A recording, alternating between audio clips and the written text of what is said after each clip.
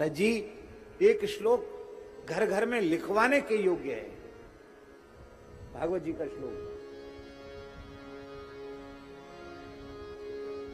हम नहीं बोल रहे हैं, भगवान के बाप बोल रहे हैं। कहते तो भगवान के बाप हैं, भगवान के पिताजी बोल रहे हैं। य एवं विसृजे धर्मम पारंपर्यागतम नरः कामाल्लोभात् भयात् द्वेषात् स वै नाप्नोति शोभनम्। जो धर्म का त्याग करता है, य एवं विसृजे धर्मम, कीदृक् धर्मम, पारंपर्यागतम, जो मातृकुल पितृकुल की पवित्र परंपरा से आया हुआ। पारंपर्यागतम नरः, किससे? कामात, कामना से, लोभ से, भय से, द्वेष से, किसी भी प्रकार से जो परंपरा से प्राप्त धर्म का त्याग करता है, स वही नापनोति शो, वही निश्चय ही उसका कभी कल्याण होता नहीं है, उसका अमंगल ही होगा, उसका कभी मंगल नहीं होगा। भले ही खूब पढ़ो मंगल भवन मंगलहारी, मंगल नहीं हो सकता। 16 वर्ष की आयु तक ब्राह्मण की प्रतीक्षा करती है गायत्री, मेरी शरण में आ जाए। आषोडश वर्षात तो ब्राह्मणम सावित्री नाति वर्तते। 16 साल से ऊपर हुआ तो ब्राह्मण को गायत्री शाप दे देती है। इसलिए प्रायश्चित्त का विधान है। ब्रह्म वर्चस कामस्तु 5 वर्षम ब्राह्मण एवं उपनीत। ब्रह्म तेज की कामना हो तो 5 वर्ष की अवस्था में ब्राह्मण बालक का यज्ञ उपवीत हो जाना चाहिए। और ये प्रथम पक्ष है। मध्यम पक्ष है गर्भस्याष्टमे वर्षे ब्राह्मणम उपनीत, ये मध्यम पक्ष है। आज महाराज जी 20-20, 22-22 साल के हो गए, जनेऊ नहीं हुआ। कान खोलकर सुन लो, जो द्विजाति ब्राह्मण, क्षत्रिय और वैश्य समय से यज्ञोपवीत धारण नहीं करते हैं, संध्योपासन नहीं करते हैं, और ऐसे बिना संस्कार के यदि उनकी 7 पीढ़ी बीत गई तो वह कुल चांडाल कुल हो जाता है, ऐसा महाभारत में लिखा है। चांडाल कुल का अर्थ क्या है? चांडाल जैसे आचरण के लोग उस कुल परंपरा में पैदा होने लग जाते हैं। अभी भी 7 पीढ़ी नहीं बीती है। इसलिए बालकों का समय से जनेऊ कराओ। खुद भी न धारण करते हो तो प्रायश्चित पूर्वक यज्ञोपवीत धारण करो। और मेरी बहुत विनम्र प्रार्थना है, जिन्हें धारण करने की शास्त्राज्ञा है वे ही जनेऊ पहने। बाकी लोग खूब भजन करो, पूजन करो, राम राम करो, गौ ब्राह्मण की सेवा करो, सबका कल्याण होगा। मनमाने तरीके से धर्म का आचरण मत करो। तस्मात् शास्त्रम प्रमाणन्ते कार्याकार्य व्यवस्थित हो। ब्राह्मण नष्ट हो गया, सब नष्ट हो गया, सदाचार नष्ट हो गया। सदाचार नष्ट हो गया तो समाज में स्वेच्छाचारी दुराचारी पुरुष पैदा हो गए। लोग कह रहे हैं घटनाओं को देख करके कि और कठोर कानून होना चाहिए, तत्काल बलात्कारी को फांसी होनी चाहिए।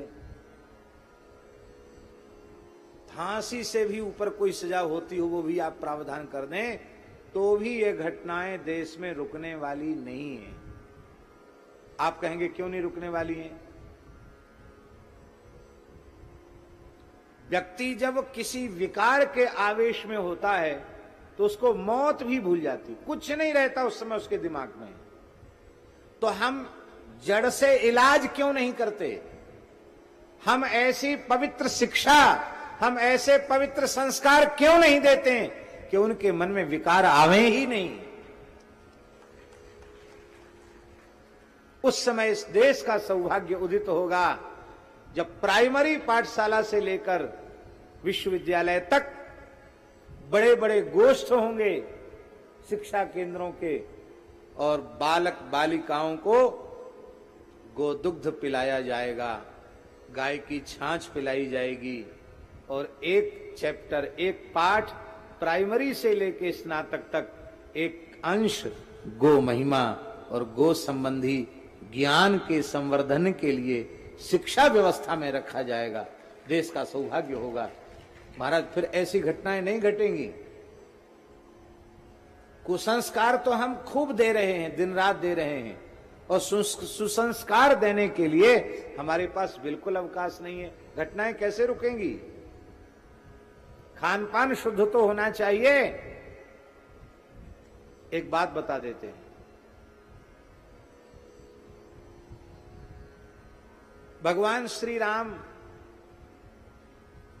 गोदावरी के तट दंडकारण्य की घटना है, नासिक की घटना है। भगवान श्री राम कंदमूल फल लेने गए थे। सरकार की इच्छा है, कई बार लक्ष्मण जी को कहते तुम यहीं रहो किशोरी जी के पास, मैं जा रहा हूं, आज्ञा मान करके बैठते थे। तो राम जी गए थे कुछ जंगल से कंदमूल फल समिधा आदि लेने के लिए। क्यों गए राम जी? देवता उनकी सेवा कर सकते थे, क्यों गए? वो स्वयं दासास तपस्विना, तपस्वी को सेवक नहीं रखना चाहिए, तपस्वी स्वयं अपना ही सेवक होता है। जिस तपस्वी की सेवा में कोई दूसरा सेवक रहता है वो भोगी है, वो तपस्वी कहलाने का अधिकारी नहीं है। तपस्वी उसी कहते हैं जिसका कोई सेवक न हो। भगवान क्या कह रहे थे, हम याद दिलाओ उनको। राम जी स्वयं गए, राम जी, हाँ, तो राम जी गए थे जंगल में, और भगवती पराम्बा श्री जानकी जी पंचवटी में विराज रही थी। गोदावरी की पवित्र सन्निधि, वसंत ऋतु, बड़ा पवित्र वातावरण, और जानकी जी कुछ हंस हंस करके कुछ कह रही थी, और लक्ष्मण जी भी नीचा सिर करके हंस रहे थे और कुछ जानकी जी को उत्तर दे रहे थे। उसी समय देवराज इंद्र आया। भगवान की लीला का दर्शन करने की इच्छा से देवराज इंद्र आए। वो आकर के इंद्र देवता तोते के रूप में एक पेड़ की डाली पर बैठ गए, और उन्होंने एक श्लोक बोला। उस श्लोक का आशय यह था कि सुरम्य वन्य प्रदेश हो, पुष्पित वृक्ष और लताएं हों, शीतल मंद सुगंधित वायु बह रहा हो, नदी का सुंदर दर्शन हो, वसंत ऋतु हो, और एकांत क्षण में कोई अत्यंत सुंदर पुरुष किसी सुंदरी स्त्री के साथ बैठकर हंस हंस कर बात कर रहा हो, तो ऐसी स्थिति में किसका मन चलायमान नहीं होगा? ये आशा है श्लोक। कस्य नो चलते मना, किसका मन चलायमान नहीं होगा? तो लक्ष्मण जी हंसे, और लक्ष्मण जी ने कहा, पिता दशरथो यस्य, माता यस्य पतिव्रता, जिसका पिता दशरथ जैसा सदाचारी वेदानुकूल आचरण करने वाला महापुरुष जिसका पिता हो, परम पतिव्रता सुमित्रा के जैसी जिसकी माता हो, और श्री राम जी के जैसा जिसका मालिक हो, स्वामी हो, तस्सिनो चलते मनः, वो किसी स्थिति में रहे उसका मन चलायमान नहीं हो सकता। हमारे इस प्रकार के अंतःकरण का निर्माण होना चाहिए। न स्वैर स्वैरिणी कुतः, उपनिषद में लिखा है। राजा कह रहे हैं, ब्रह्म विद्या के उपदेश के लिए ऋषि गए हैं उनके पास, तो राजा कह रहा है कि महात्माओं, आप हमारे आतिथ्य को क्यों स्वीकार नहीं कर रहे हो?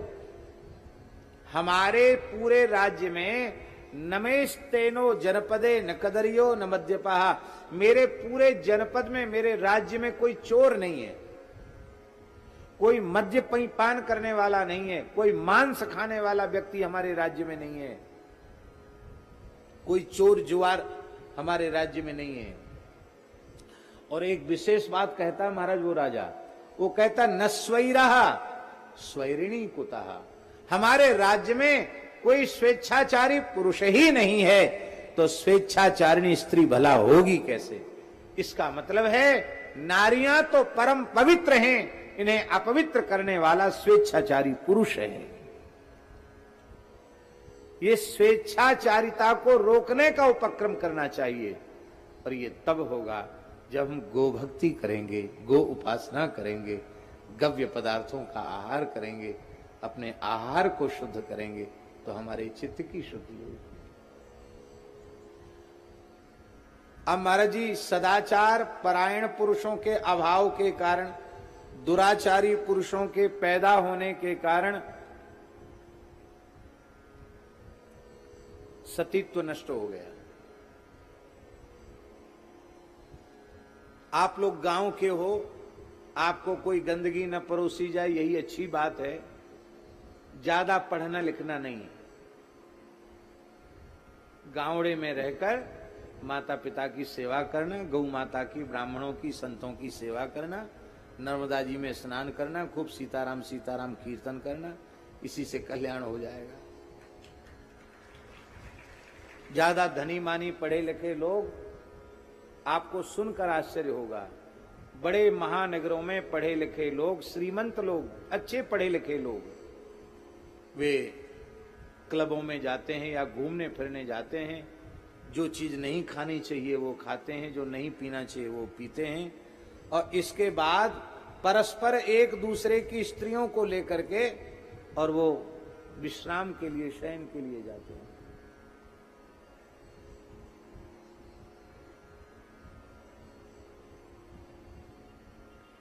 इतनी भयंकर स्वेच्छाचारिता बढ़ गई।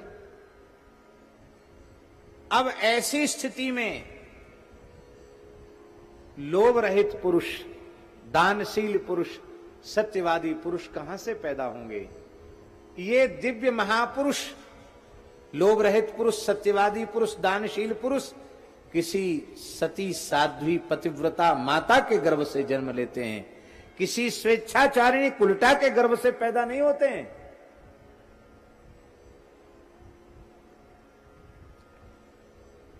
नारियों के चरित्र के दूषण के कारण, पुरुष वर्ग के स्वेच्छाचारी हो जाने के कारण आज समाज में, राष्ट्र में धीरे धीरे संतों का भी अकाल पड़ता चला जा रहा है। अच्छे संत दर्शन होना दुर्लभ हो गए, मुश्किल हो गया। अब कोई आ भी गए तो हम उनको अच्छे संस्कार नहीं दे रहे हैं।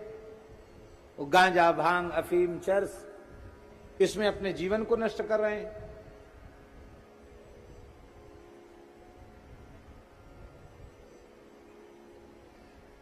कोई एक जीव महाराज जी घर से निकलता है, साधु होता है, तो मातृ और पितृकुल की कितनी पीढ़ियां आशा लगाती हैं कि अब हमारा नरक से उद्धार हो जाएगा, हम भगवान के पास पहुंचे हैं, हमको वैकुंठ मिलेगा। अरे वो तो बात दूर की रही, हमारे अपने उद्धार का ठिकाना नहीं है। हमारा खान पान पवित्र नहीं, हमारा आचरण पवित्र नहीं, हमारा व्यवहार पवित्र नहीं, हमारा चिंतन पवित्र नहीं, हमारे जीवन में न सत्य है न सदाचार है, तो केवल ये नाटक बनाने से क्या काम बनेगा, कुछ हाथ नहीं लगेगा। तो अलुब्धैर दानशीलैश्च सप्तभिर धार्यते मही, और सबका मूल गाय है भैया। गाय बच जाएगी तो सब कुछ बच जाएगा। क्या कहें हम, इसलिए डर के मारे गाय की चर्चा हम करते नहीं है, क्योंकि करने के बाद फिर दूसरी सब चर्चा भूल जाते हैं, अब कथा पीछे रह गई।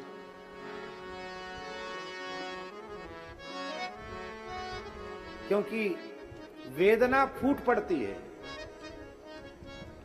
अभी एक बहुत अच्छे व्यक्ति हैं, बड़े गोभक्त हैं, परम गोभक्त श्री गोपाल भाई सुथारिया, अहमदाबाद में सुंदर गौशाला चलाते हैं और बड़े गोभक्त हैं। गो सेवा के क्षेत्र में उन्होंने बहुत अच्छे अच्छे काम किए हैं। अभी एक गाय के गोबर गोमूत्र के प्रयोग से एक ऐसा एक विशिष्ट कृषि के योग्य उन्होंने एक चीज का आविष्कार किया है कि आप खेतों में यदि उसको डालेंगे तो कीटनाशक के प्रभाव, दुष्प्रभाव से तो आपकी फसल बची जाएगी, ऊसर बंजर होने से आपकी धरती बच जाएगी, और जो आपको पैदा हो रहा उससे अधिक कई गुना अधिक पैदावार आपको प्राप्त हो जाएगी। और उसका वो प्रयोग अनेक स्थलों पर हो चुका है। तो पूज्य बाराघाट वाले महंत जी, जो लाल घाटी गुफा मंदिर में इस समय महंत पद पर विराजमान हैं, उनके विशेष आग्रह से, और गोपाल भाई जी हमारे प्रति भी बहुत श्रद्धा रखते हैं, तो संभवतः वे कल की कथा में आवेंगे। तो कल की कथा में वे आवेंगे तो वे थोड़ी देर, जो किसान भाई हैं, जो खेती से जुड़े हुए लोग हैं, वो कैसे अपने खेतों को इस रासायनिक दुष्प्रभाव से बचावें और कैसे अधिक से अधिक फसल प्राप्त करें, इसके बारे में वो जानकारी देंगे।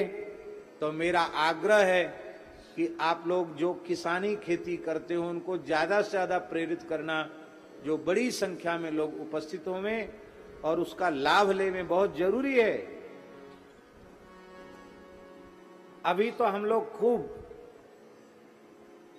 फर्टिलाइजर, रासायनिक खाद डाल रहे हैं और खूब कीटनाशक डाल रहे हैं, और जब हमारी धरती पूरी तरह ऊसर बंजर हो जाएगी तब क्या करोगे? तब क्या करोगे? अभी भी समय है, हम अपनी धरती को बचा लें। अच्छा एक बात बताओ, हमारे यहां किसान को भूमिपुत्र कहा जाता कि नहीं? किसान को क्या कहा जाता? भूमिपुत्र। वैसे तो हम सब भूमिपुत्र ही हैं, धरती माता की तो संतान है सब, लेकिन फिर भी इस देश में जो कृषि करने वाले लोग हैं उनको भूमिपुत्र कहा जाता है। पुत्र वही है जो अपनी मैया बाप की सेवा करे, और सेवा के नाम पर मैया को जहर दे, उसको पुत्र कहना चाहिए? आज अपने को भूमिपुत्र कहने वाले लोग ही जिस धरती को हम माता कहते हैं उसको हम जहर दे रहे हैं। धरती के पोषण के नाम पर धरती की सुंदर, धरती को उन्नत बनाने की अपेक्षा हम ऐसे कपूत हैं कि हम अपनी माता को विष दे रहे हैं।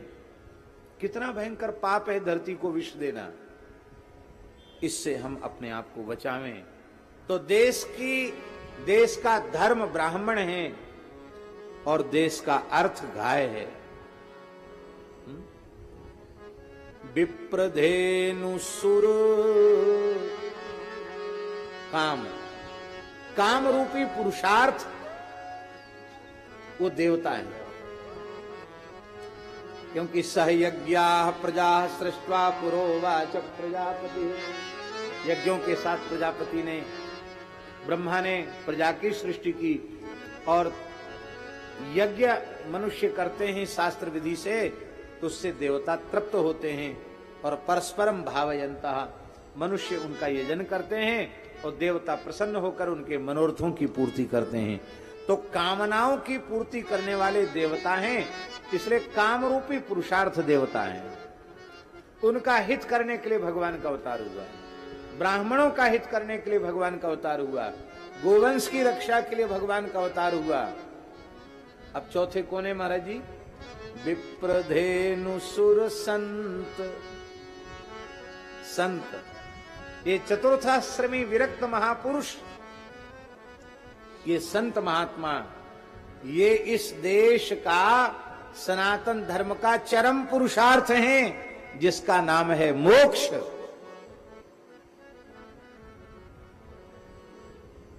इन संतों के संग से ही शरीर संसार से वैराग्य होता है, और शरीर संसार से वैराग्य ही मुक्ति है। भगवान आद्य शंकराचार्य कह रहे हैं, मुक्ति ही कावा विषयाद विरक्ति ही बद्धो ही को यो विषयानुरागी। मुक्ति क्या है? विषयाद विरक्ति ही, शरीर संसार से वैराग्य का ही नाम मुक्ति है।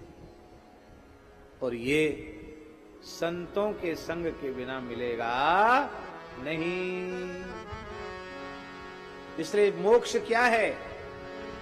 श्री वल्लभाचार्य जी के मत के अनुसार ममोत्तम श्लोक जनेषु सख्यम संसार चक्रे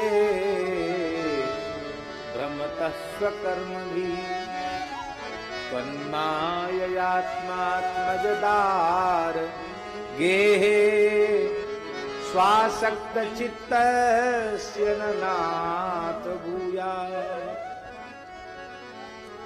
बोलो भक्तवत्सल भगवान की जय। हे भगवान, हम संसार चक्र में पड़े रहें कोई परवाह नहीं, पर आपके प्राण प्यारे महात्माओं का संग हमें मिल जाए। जो देह गेह में आसक्त विषयात्मा पुरुष हैं, उनका स्वप्न में भी हमें संग न मिले, क्योंकि उन संतों के संग से मरे पीछे मुक्ति नहीं, संतों के संग से जीते जी मुक्ति का अनुभव होने लग जाता है, जीवन मुक्ति का अनुभव होने लग जाता है। तो विप्रधेनु सुर संत हित लीन मनुज अवतार निज इच्छा निर्मित तनो माया गुण गोपाल अवध में प्रगट भय श्री राम। अवध में प्रगट भय श्री राम। धन्य भाग्य दशरथ कौशल्या, धन्य भाग्य दशरथ कौशल्या, सुफल भय सब काम अवध में प्रगट भय श्री राम। सुफल भय सब काम अवध में प्रगट भय श्री राम। अवध में प्रगट भय श्री राम। अवध में प्रगट भय श्री राम। इस पंक्ति की व्याख्या में ही हम अटक गए थे। गौ ब्राह्मण सुर साधु सकल जग। गौ ब्राह्मण सुर साधु सकल जग। ये सकल जग क्यों? बोले गौ ब्राह्मण सुर साधु इनके हित से ही संपूर्ण संसार का हित होगा। गौ ब्राह्मण सुर साधु सकल जग। गौ ब्राह्मण सुर साधु सकल जग। गौ ब्राह्मण सुर साधु सकल जग। गौ ब्राह्मण सुर साधु सकल जग। दुख में तन श्री राम अवध में प्रगट भय श्री राम। हाँ, दुख में तन श्री राम अवध में प्रगट भय श्री राम। अवध में प्रगट भय श्री राम। अवध में प्रगट भय श्री राम। अब हम लोगों को बधाई चाहिए ठाकुर जी से। राजेंद्र दास बधाई मांगत। श्री राजेंद्र दास बधाई मांगत। राजेंद्र दास बधाई मांगत।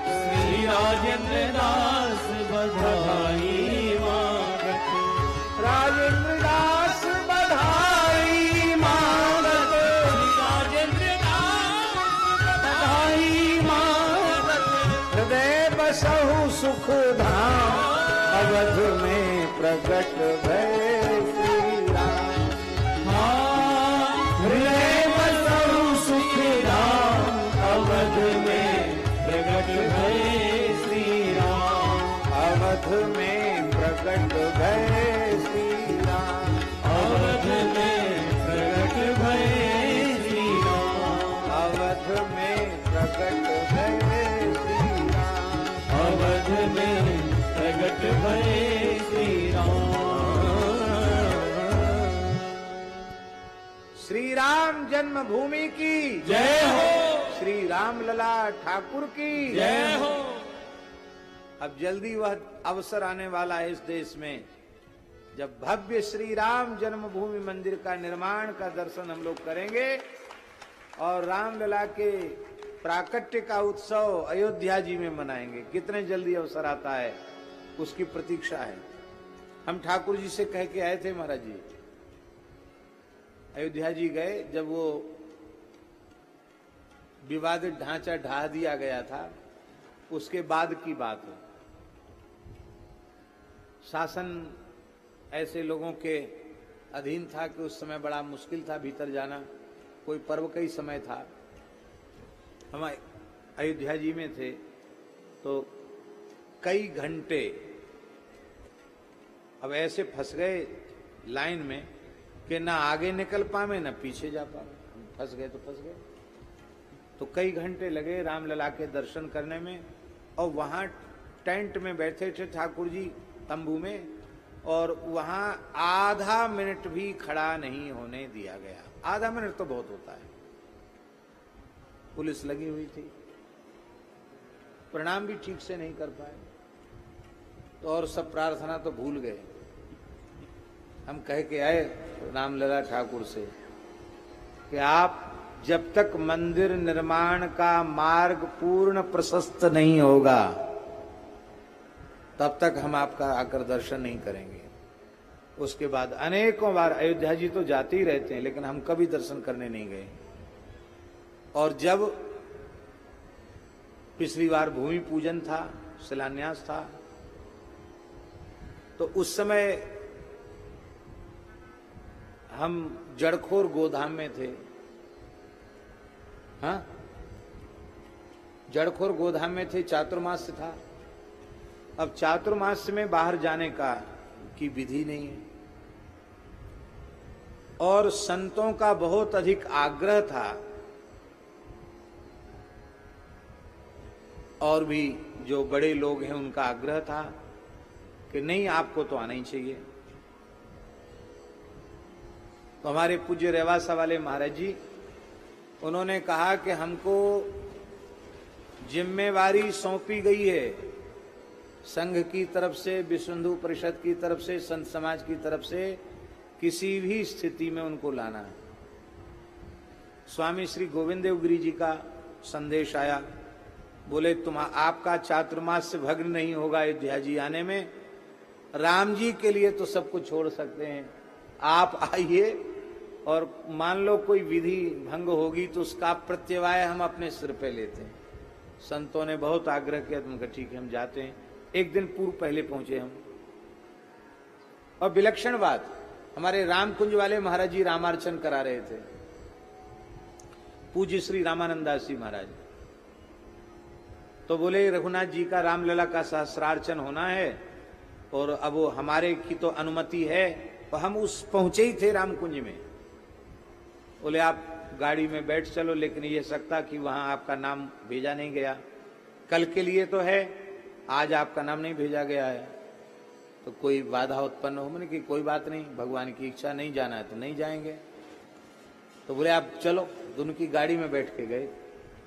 बाकी हमारे साथ वाले मूर्ति, त्यागी जी थे, आप नहीं थे, हमारे साथ वाले मूर्ति सब वहीं रह गए, हम बैठ गए गाड़ी में।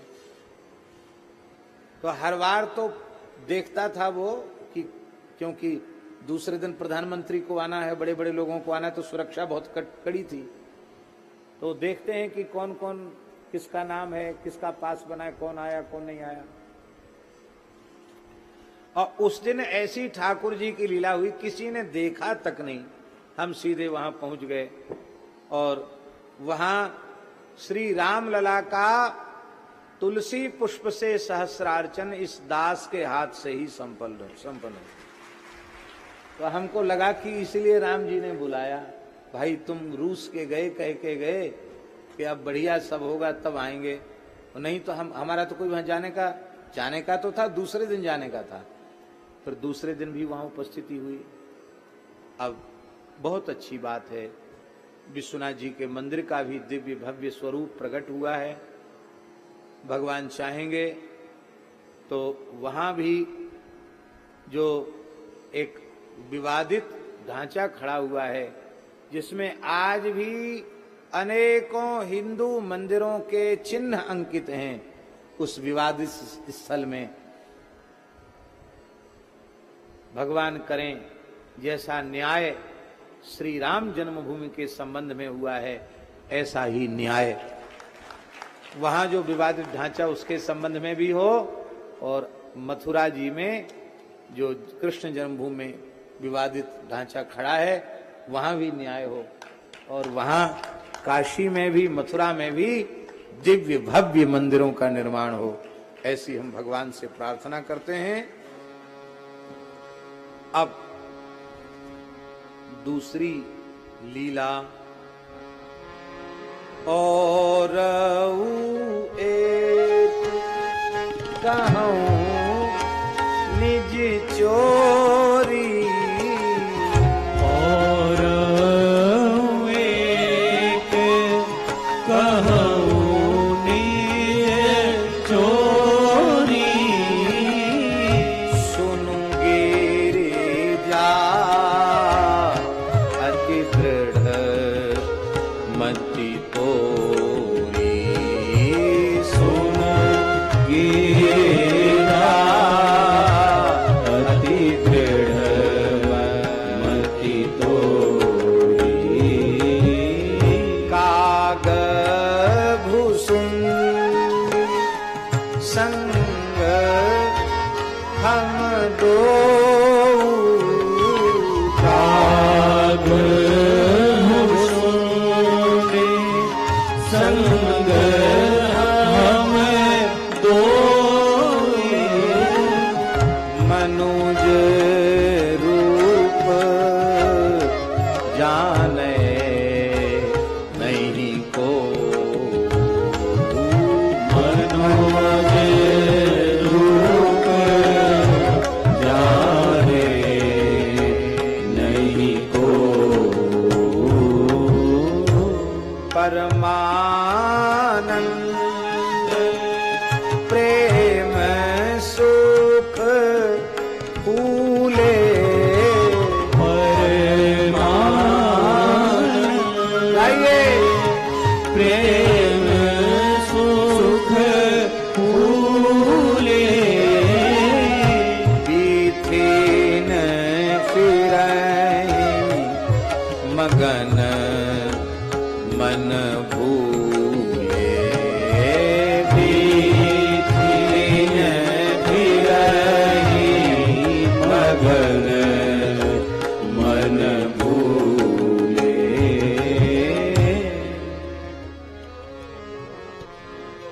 भगवान शिव कह रहे हैं, हे पर्वत राज नंदिनी, हे हिमालय नंदिनी,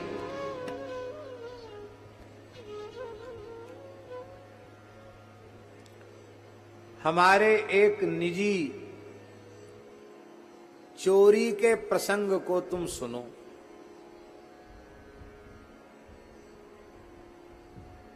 आप और चोरी करेंगे? अरे जो ये कहने वाला हो, जो खल दंड करूं नहीं तोरा, भ्रष्ट होए श्रुति मार्ग मोरा। श्रुति मार्ग का संरक्षण प्रतिष्ठापन जिनका कार्य हो, और वो चोरी जैसा काम करेंगे।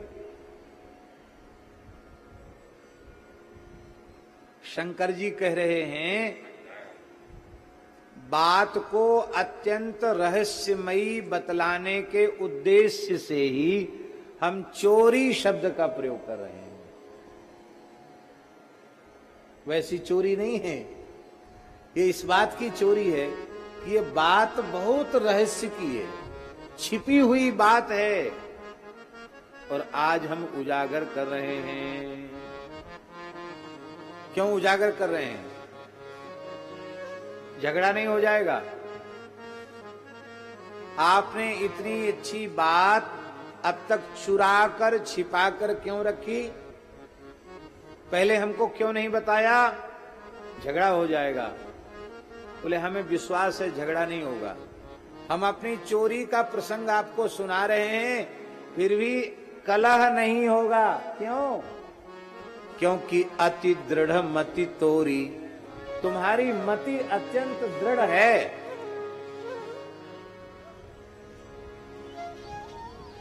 और महाराज जी हम निवेदन करें कि दृढ़मति अपने पुरुषार्थ से कभी प्राप्त नहीं होती। दृढ़मति बिना सद्गुरु के अनुग्रह के आज तक न किसी को प्राप्त भई है न आगे भविष्य में होगी। सद्गुरु की कृपा से ही दृढ़मति प्राप्त होगी। अब व्याख्यान का अवसर नहीं है इसलिए हम इसका व्याख्यान नहीं करेंगे, आप लोग बस विचार कर लेना। जिस जिस जीव को सद्गुरु की विशेष कृपा प्राप्त भई उसे उसे अविचल बुद्धि की प्राप्ति होगी, दृढ़मति की प्राप्ति होगी।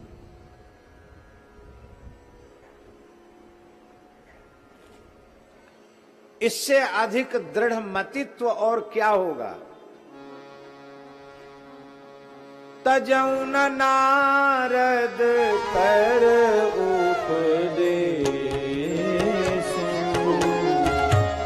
तजौ न नारद कर उपदेशु, आप कहें शत बार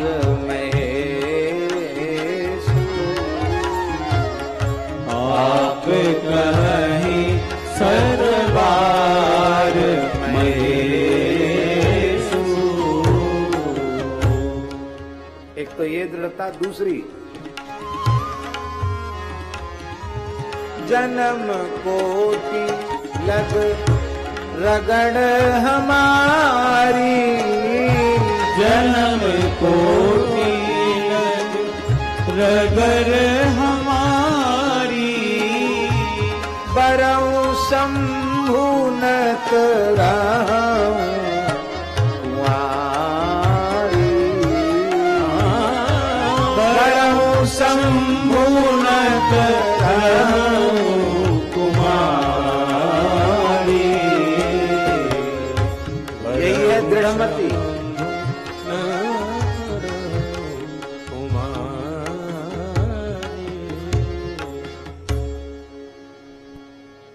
श्रोता के जो लक्षण हैं उनमें पूज्य ब्रह्मचारी जी आरंभ के दिन कह रहे थे, कथायाम निश्चला मति, कथायाम निश्चला मति ही, ये निश्चला मति ही दृढ़मति है। तुम्हारी मति दृढ़ है। हम तो निरंतर श्री राम जी के बाल रूप के, शिशु रूप के दर्शन के लिए अतिशय विकल हो ही रहे थे, व्याकुल हो ही रहे थे। और उस विकलता को बढ़ाने वाले हमारे प्रिय शिष्य कागभुसुंडी जी भी आ गए। आप लोग कहें वो तो लोमस जी के चेला हैं, तो प्रिय शिष्य कहां से हो गए?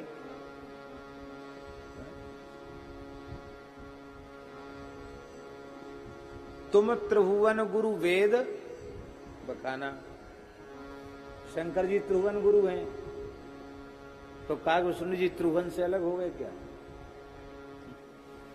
अरे भोले बाबा तो स्वतः सिद्ध जगत गुरु हैं। भगवान श्री राम जगत गुरुंच शाश्वतम तुरीयमेव केवलम। इसलिए भैया ये कहने में आप भ्रमित नहीं होना। और शंकर जी के शिष्य बनकर ही कागभुसुंडी जी गए हैं। नाटक में भी वो गुरु बने हैं तो ये चेला बने। तो कागभुसुंडी जी आए और उन्होंने कहा कि आप नेत्र बंद करके श्री शिशुरूप श्री राम का ध्यान कर रहे हैं, क्या उस मंगलमय रूप के प्रत्यक्ष अवलोकन की इच्छा आपके मन में नहीं है? आपका अनुग्रह हो जाए तो राजमहल में प्रवेश करके, रनिवास में प्रवेश करके उस अजन्मा के शिशुरूप का दर्शन करने का सौभाग्य प्राप्त हो जाएगा। इन नेत्रों को सफल हो जाएगा। महाराज देखो महाराज जी, मानव देह की सफलता भगवत दर्शन में ही नहीं है। देवताओं का जो दिव्य देह है उस देह की सार्थकता भी भगवान के प्रत्यक्ष दर्शन में है। श्रीमद् भागवत जी में नंद बाबा को लेने के लिए भगवान श्री कृष्ण वरुण लोग गए, तो वरुण देव क्या कह रहे हैं? अद्य में निवृतो देहो द्यैवार्थो दिगत प्रभो त्वत्पाद भाजो भगवन नवापु पारमध्वनः। वरुण देवता कह रहे हैं आज मुझे देव शरीर धारण करने का फल प्राप्त हो गया। आपके मंगलमय श्री चरण कमल का दर्शन हो गया, आपका मंगलमय दर्शन हो गया।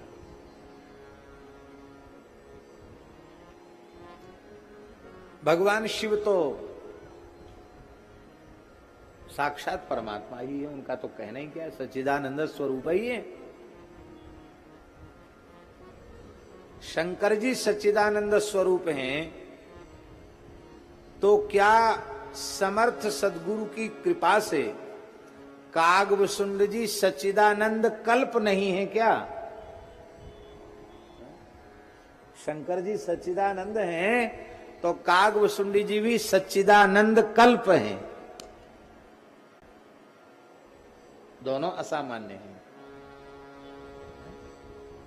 आप विचार करें, सामान्य महापुरुष नहीं है कागभुसुंडी जी।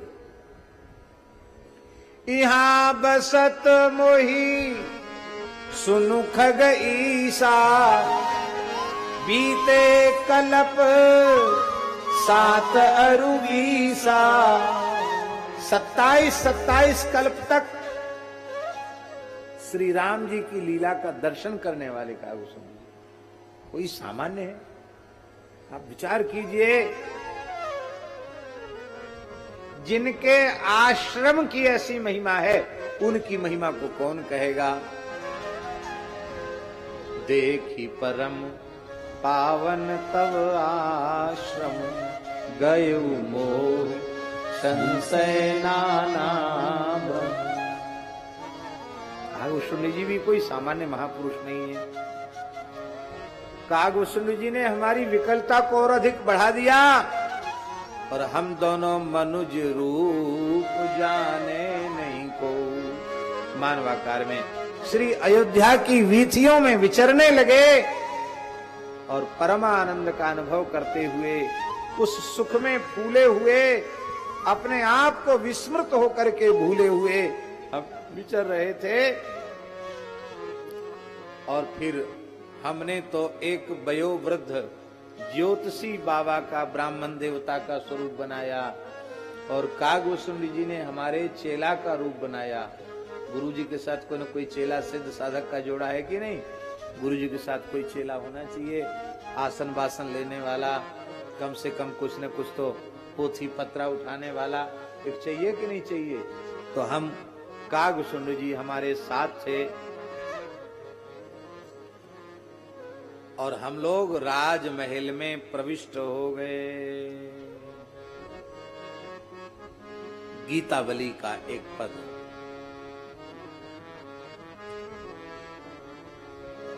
अवध आज आगमी एक अवध आज आगमी अवध आज आगमी एक अवध आज आगमी एक कैसा आगमी? करतल निरखी कहत सब गुण गण, करतल निरखी कहत सब गुण गण, बहुतन परिचय पायो, बहुतन परिचय पायो, अवध आज आगमी अवध आज आगमी एक आयो। ये हस्तरेखा देखना ये बड़ा विलक्षण एक गुण है। हमारे एक प्रेमी महात्मा हैं, अभी कई साल से मिले नहीं हैं, कहीं होंगे, 2-3 बरस हो गया। उनका नाम है श्री महादेव दास जी, अच्छे महात्मा हैं। तो उनको कुछ हस्तरेखा वगैरह का ज्ञान है। तो उन्होंने बताया, महाराज हम जमात में थे, 20-25 मूर्ति त्यागी तपस्वी एक ऐसे गांव में पहुंच गए कि भूखे प्यासे महात्मा किसी ने पानी तक की नहीं पूछी। हमारे त्यागी तपस्वी महात्मा भिक्षा मांगने जाते नहीं, आकाशवृत्ति से रहते। बोले सब थके हुए थे,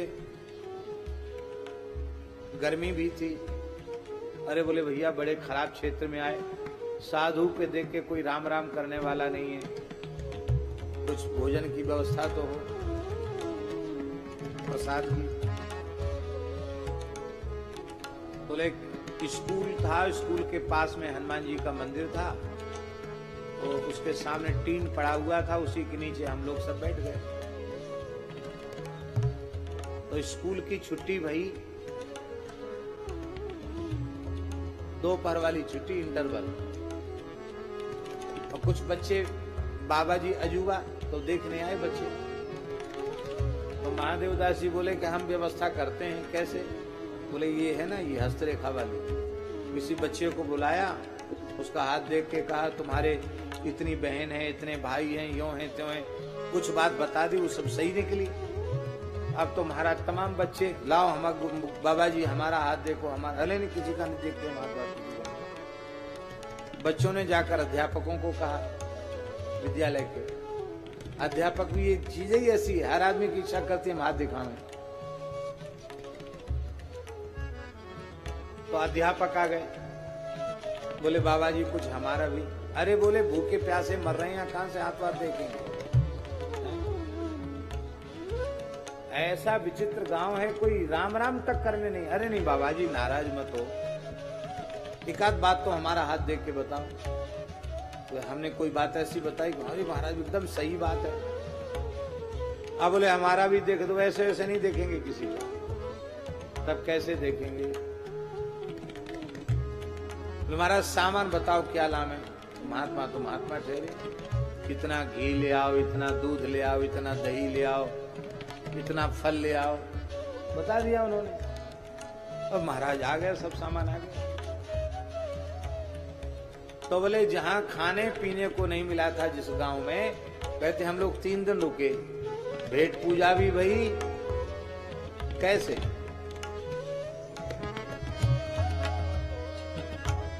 बस में जगह न हो, रेल में जगह न मिल रही हो, एक कोई लक्षण बता दो बढ़िया। अरे आओ आओ बाबा जी आओ, बैठो, हमारा हाथ देख लो। ये चीज ही ऐसी है।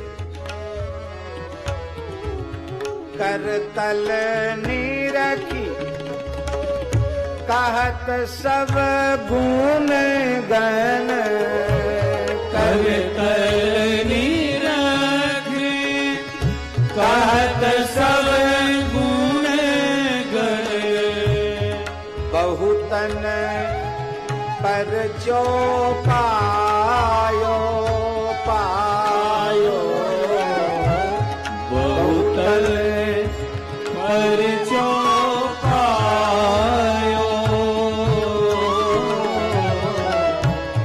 अवध आज आगमी एक आयो, अवध आज आगमी एक आयो।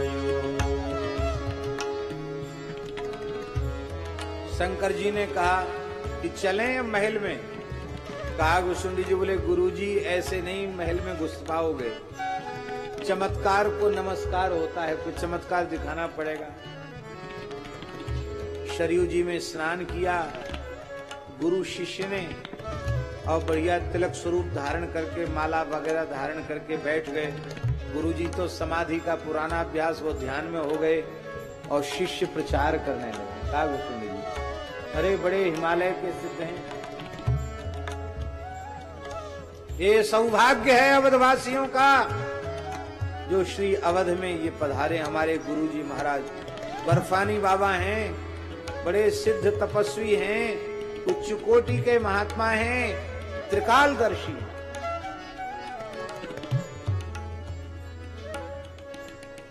गुरुजी को प्रणाम करो, आशीर्वाद दो, प्रणाम। गुरुदेव बहुत दुखी है, दया कीजिए। गुरुदेव ने नेत्र खोले, बहुत बेचारा दुखी, कुछ तो बताओ। भगवान शंकर को क्या हाथ पांव देखना, वो तो सर्वज्ञ ही है। तो लेकिन फिर भी नाटक तो करना पड़ेगा ना, इसलिए कर तल निरखी कहत सब गुणगन बहुतन पर चौपायो। कौशल्या के महल में टहल करने वाली, कैकेयी माता के महल में टहल करने वाली, सुमित्रा माता के महल में टहल करने वाली, तीनों अंबाओं की दासी सरयू स्नान के लिए गई थी। भीड़ भाड़ देखी, वो भी खड़ी हो गई। महाराज हमारे बारे में कुछ बताओ।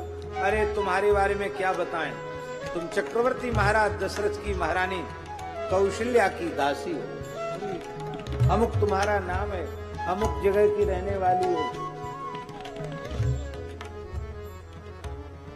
माताएं, इनसे बड़ा प्रचारक इस संसार में और कोई दूसरा नहीं। किसी बात का प्रचार करना हो तो किसी एक माता को कह दो कि देखो बहुत रहस्य की बात है, किसी से बताना नहीं, पूरे शहर में हल्ला हो जाएगा कि हाँ ये बात है।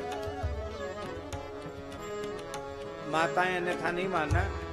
हमारे पहाड़ी बाबा महाराज कहते थे, उसका कारण है, पुरुषों के ढक्कन लगा हुआ है, माताओं के ढक्कन नहीं लगा है। कैसे? ये जो है ना नार, कंठ, कंठ में ये जो गुटिया है ना यहाँ, ये पुरुषों के होते हैं। माताओं के सफा चट गला हो तो ढक्कन नहीं, ये डांट लगी हुई है पुरुषों के यहाँ, ढक्कन।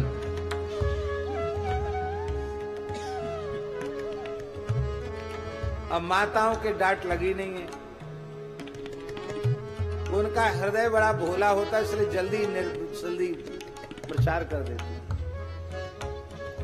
वो दासियां गई, अरे बोले महारानी जी, महारानी जी, महारानी जी। ऐसा ज्योतिष शास्त्र का विद्वान, सामुद्रिक शास्त्र का विद्वान, हस्तरेखा का विद्वान हमने आज तक नहीं देखा अपने जीवन में। देखते ही भूत भविष्य सब कुछ कहने लग जाता है। ऐसे होते हैं। हमारे पूज्य गुरुदेव पहाड़ी बाबा महाराज गंगा जी की पैदल परिक्रमा कर रहे थे। उन्होंने नर्मदा जी की भी पैदल परिक्रमा की, गंगा जी की भी पैदल परिक्रमा की, गोदावरी जी की भी पैदल परिक्रमा की।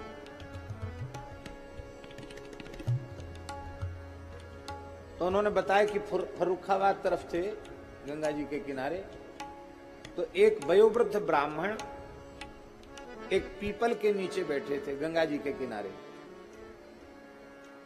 और कुछ पोथी पत्र उनके सामने विराजमान थे।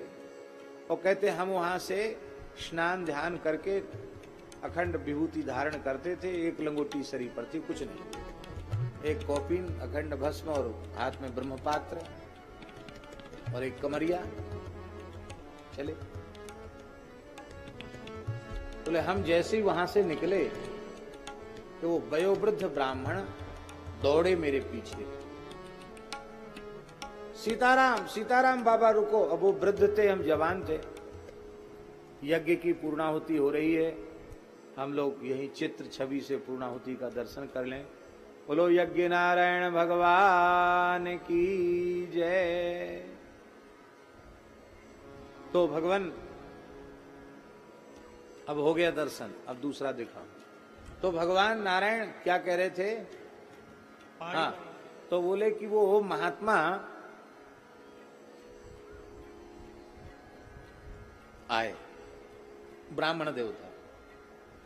आकर उन्होंने हमको रोका, महाराज रुकिए रुकिए थोड़ा रुकिए। प्रणाम करने लगे, तो प्रणाम करने लगे तो हम थोड़े पीछे हो गए। बोले आप, मैं पवित्र वेदज्ञ ज्योतिष शास्त्र का विद्वान ब्राह्मण हूं, आप मेरे स्पर्श से क्यों घबरा रहे हैं? तो महाराज जी ने कहा कि आप ब्राह्मण हैं, वृद्ध हैं, विद्वान हैं, तो मैं अभी नई अवस्था का हूं, आप मुझे क्यों प्रणाम करेंगे? तो वो बोला कि महाराज देखो ऐसा है, हम सामुद्रिक शास्त्र का इतना ज्ञान रखते हैं कि हमें हाथ पांव देखने की आवश्यकता नहीं है। हम व्यक्ति को देखकर, उसकी चलने की पद्धति को देखकर उसका भूत भविष्य सब जान जाते हैं।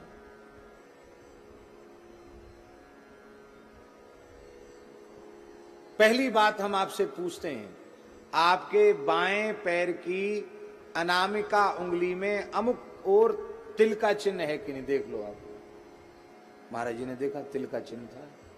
महाराज जी को भी ध्यान नहीं था। फिर अभी अपने आपका हाथ नहीं देखा, लेकिन आप बताओ आपके हाथ में अमुक जगह त्रिशूल का चिन्ह है कि नहीं? त्रिशूल का चिन्ह। आपके पैर में अमुक चिन्ह है कि नहीं? जो जो चिन्ह वो बोलते चले गए, देखा तो वो वही वही चिन्ह मिला। फिर उन्होंने कहा कि आप 3 जन्म के महात्मा हैं, तीनों जन्म आपके विप्रकुल में है और ये आपका अंतिम जन्म है। जीवन मुक्त योगी पुरुष का लक्षण आप में देख करके हम प्रणाम करने आए हैं। हम ब्राह्मण हैं, अपरिचित को प्रणाम नहीं करते हैं।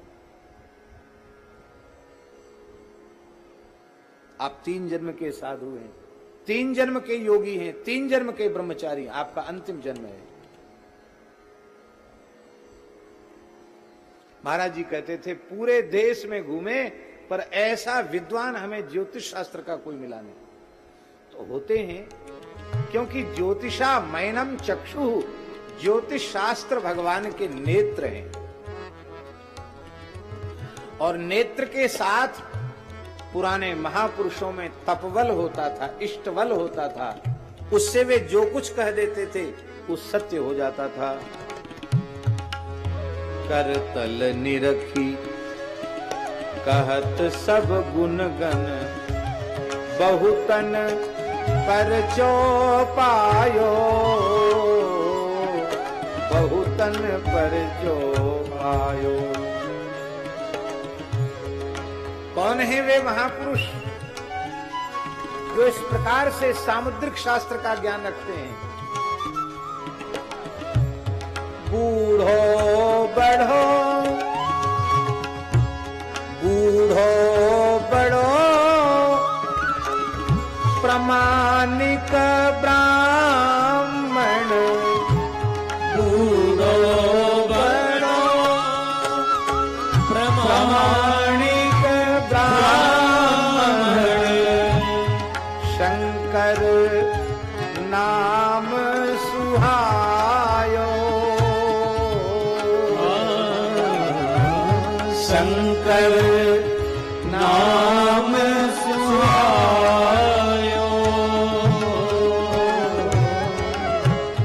संग सुशिष्य सुनत कौशल्या,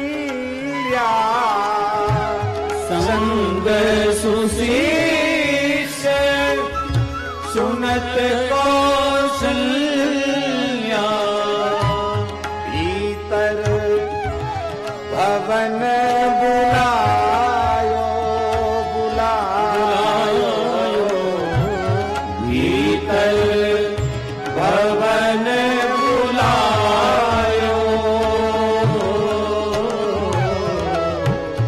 अवध आज आगमी एक आयो, अवध आज आगमी एक आयो। बूढ़ो बड़ो प्रमाणिक ब्राह्मण।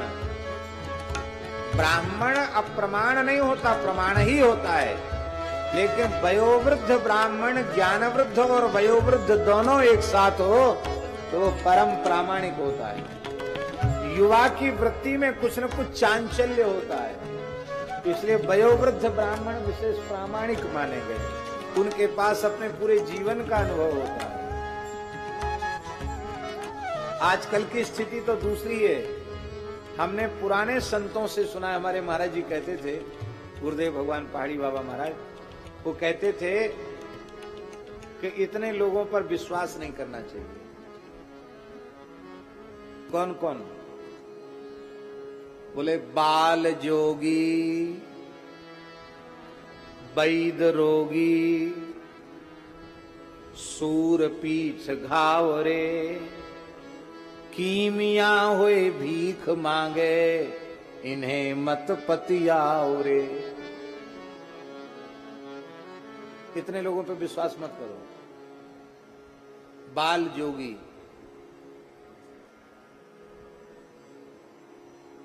बाल जोगियों का विरोध नहीं कर रहे हैं, हम ऐसा नहीं समझना है, पर भाई बाल योगी तो है, पर अभी अवस्था परिपक्व नहीं है तो विश्वास के योग्य नहीं है।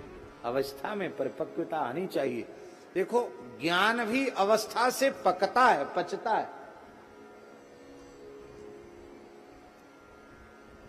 25 वर्ष पहले जो समझ नहीं थी वो आज समझ में आती, वो चीजें समझ में आती हैं। विद्या कालेन पच्यति, प्रयोग का अवसर मिलता है तो खुलती है बात, शास्त्र की गुत्थियां खुलती हैं। बाल जोगी, वैद्य रोगी, खुद बीमार हो, खांस रहे हो, बीमार हो, तकलीफ में हो, तो कहें हम तो धन्वंतरी के अवतार हैं। भाई खुद तो बीमार हो, खुद तो ठीक हो जाओ पहले। हम बहुत सूरवीर हैं। क्या है आपकी सूरवीरता का प्रमाण? तो पीठ दिखा दे, देखो कितनी गोली लगी है। अरे भगे होगे तब गोली लगी है? छाती में कितनी गोली लगी है बताओ। अभी हम जयपुर गए थे, कारगिल युद्ध के एक विजेता आए थे, अब तो वे राजनीति में आ रहे हैं।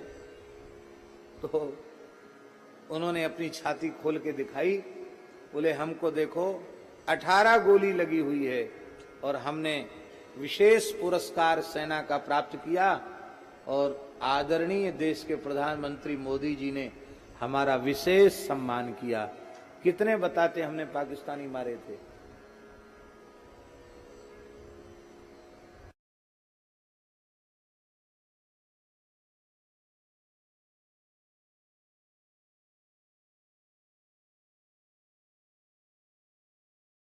वीर पुरुष हैं तो कैसे वीर पुरुष हो?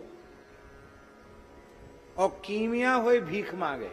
कीमिया माने एक विद्या है स्वर्ण बनाने की विद्या, वो भी हमारे पूर्वजों में किसी जमाने में प्रचलित रही।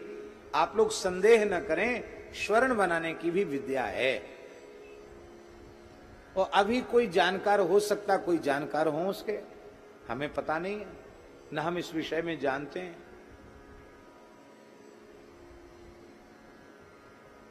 एक व्यक्ति हैं हमारे परिचित, अब उनका शरीर, व्यक्ति थे, अब उनका शायद शरीर नहीं है।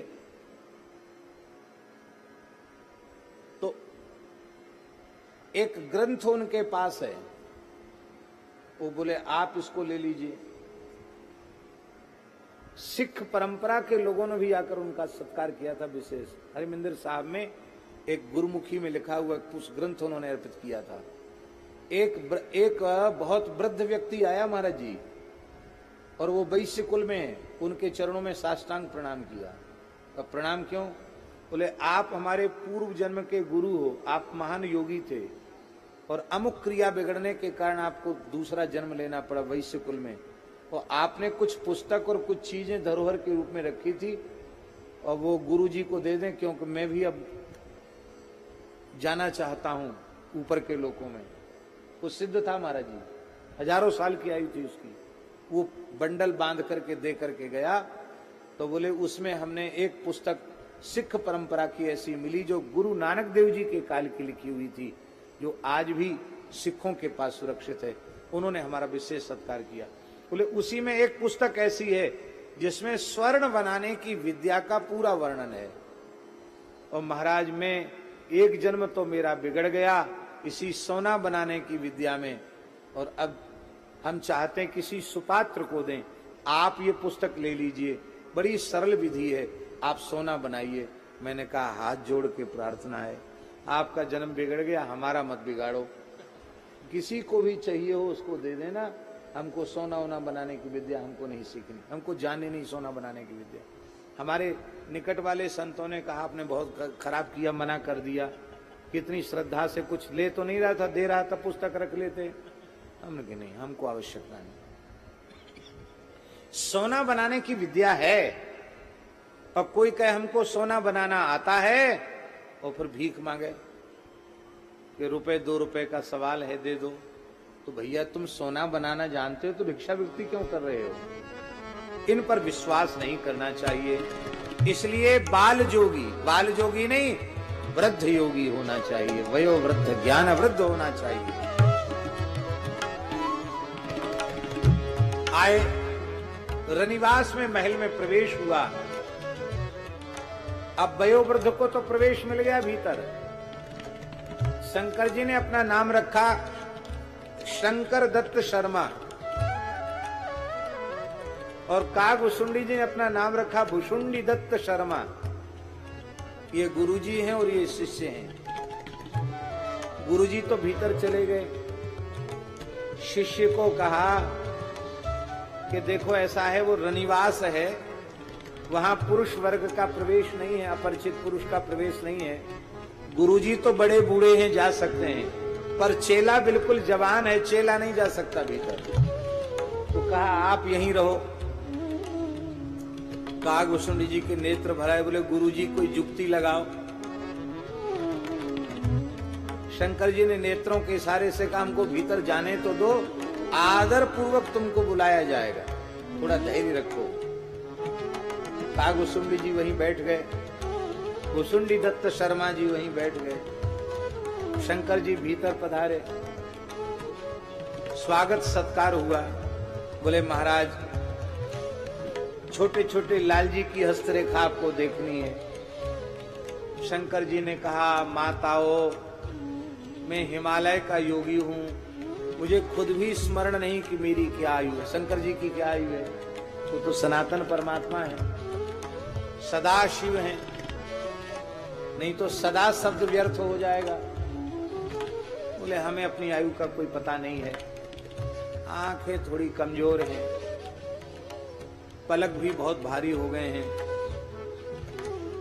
मोटी मोटी रेखाएं तो कठिनाई से मैं देख सकता हूं, पर छोटी छोटी सूक्ष्म रेखाएं उनको कौन देखेगा? महाराज तो आप ही बताओ, मेरा शिष्य है इसलिए तो जवान चेला रखा है साथ में, बूढ़ा हूं हमारी सेवा करेगा, और वो रेखा वही देखता है, फलादेश में करता हूं। अरे भाई बिना तो चेला के काम नहीं बनेगा। तो दासियां गई, बोले महाराज आपको आदर पूर्वक भीतर बुलाया जा रहा है। अब आ गए। अब भोले बाबा बैठे हैं, चारों लाल जी तीनों माताओं की अंक में हैं।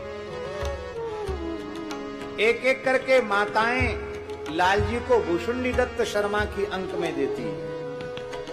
वो धीरे धीरे चरण भी देखते हैं, करतल भी देखते हैं, फिर कहते हैं गुरुदेव अमुक रेखा है। शंकर जी फलादेश करते हैं। शंकर जी ने कहा लो, गुरु गुड़ रह गए, चेला चीनी हो गया। हमने तुमको भीतर बुलाया, हम तो दर्शन से ही आनंद ले रहे हैं, और तुम गोद में भी ले रहे हो, स्पर्श भी कर रहे हो।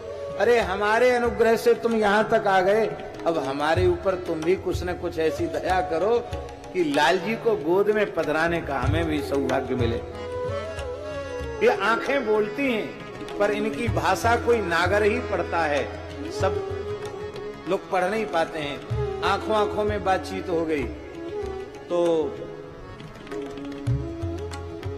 भुसुंडी दत्त शर्मा ने कहा गुरुजी, ये जो लाल जी है ना, इनकी ये रेखा मेरी समझ में नहीं आ रही। इसको हृदय रेखा कहें कि मस्तिष्क रेखा कहें कि आयु रेखा कहें, मैं समझ नहीं पा रहा हूं। आपने पढ़ाया तो बहुत है, भूल बहुत हो रही है। ये जो चिन्ह है ये भी मेरी समझ में नहीं आ रहा है। आप थोड़ा देखें।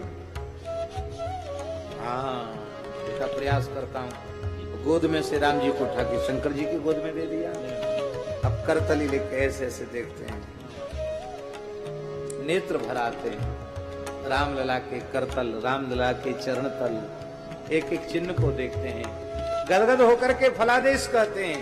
बदल बदल के गुरु चेला गोद में ठाकुर जी को, चारों लाल जी को ले रहे हैं।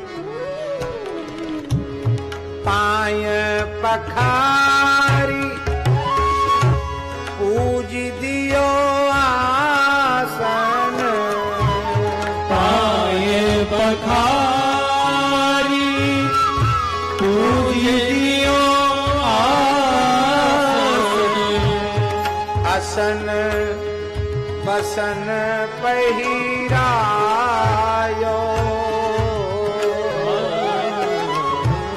आसन बसन पहिरायो,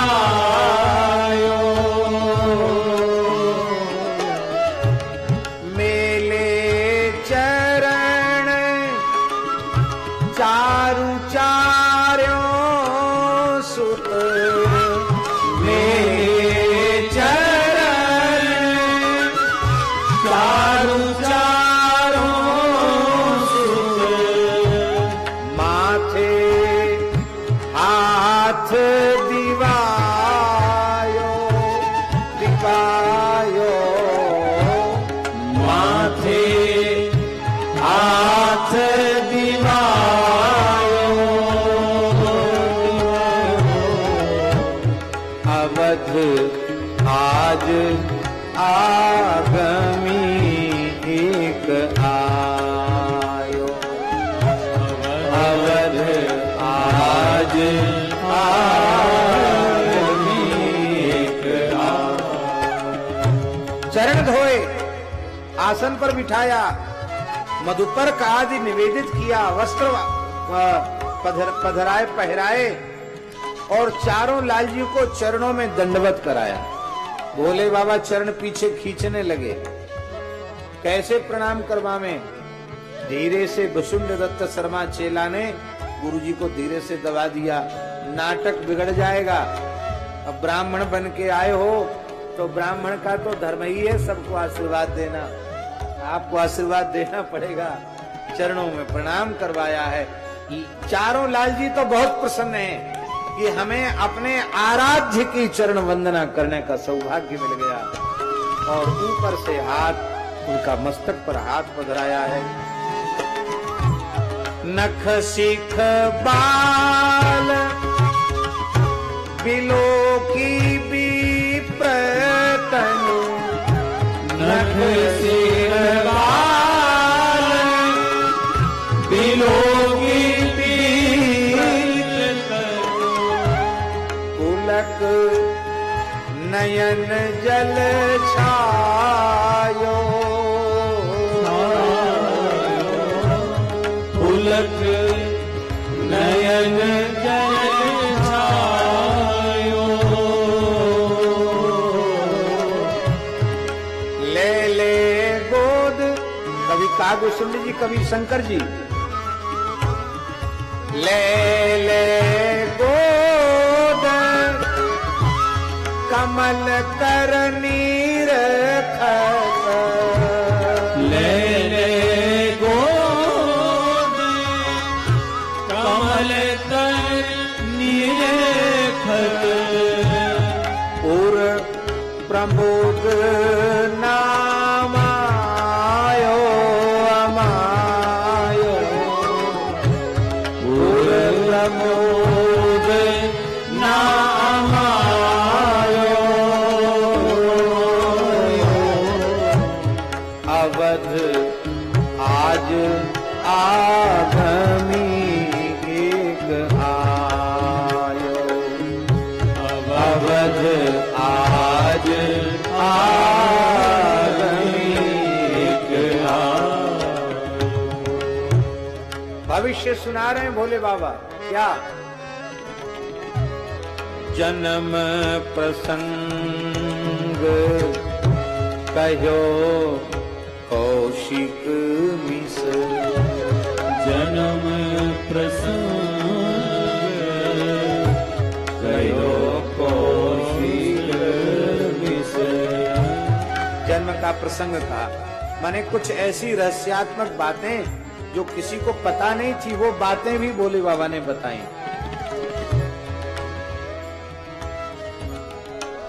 भाई प्रकट कृपाला भी बताया होगा, ऐसे बालक हैं। माताओं ने कहा ये तो सब ठीक है, ये बताओ इन लाल जी के स्वरूप के अनुरूप बहुएं मिलेंगी कि नहीं। माताओं को ब्याह की बड़ी चिंता होती। अभी नामकरण भी ठीक से नहीं हुआ, नामकरण संस्कार भी अभी नहीं हुआ और माताओं को ब्याह की चिंता लग गई। बोले इनका ब्याह होगा? बोले हाँ विवाह होगा, मिथिला क्षेत्र से होगा इनका विवाह।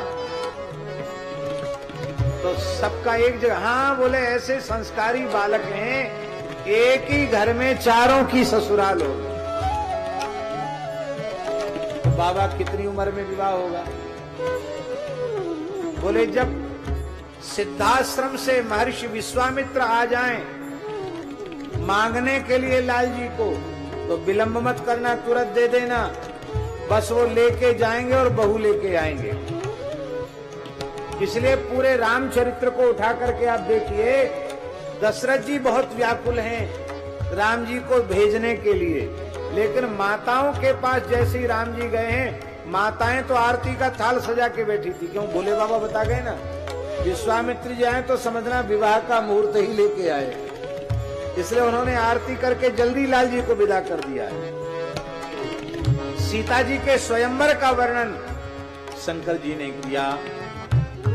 भरत राम भरत रिपुदवन लखन को, राम भरत रिपुदवन लखन को, जय सुख सुजस सुनायो सुनायो, जय सुख सुजस सुनायो,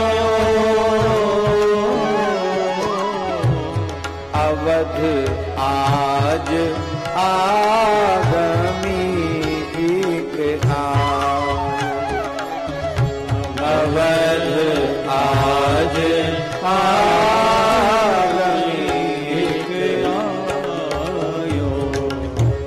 ये गोस्वामी तुलसीदास जी की रचना है, गीतावली का पद है। तुलसीदास रनिवास रहस बस, तुलसीदास रनिवास रहस बस, भयो सबको मन भायो, भयो सबको मन भायो, सन्मान्यो मही देव असीसक, सन्मान्यो महीदेव असीसक, सानंद सदन सिधायो सिधायो, सानंद सदन सिधायो, अवध आज आगमी एक अवध आज आगमी एक अवध आज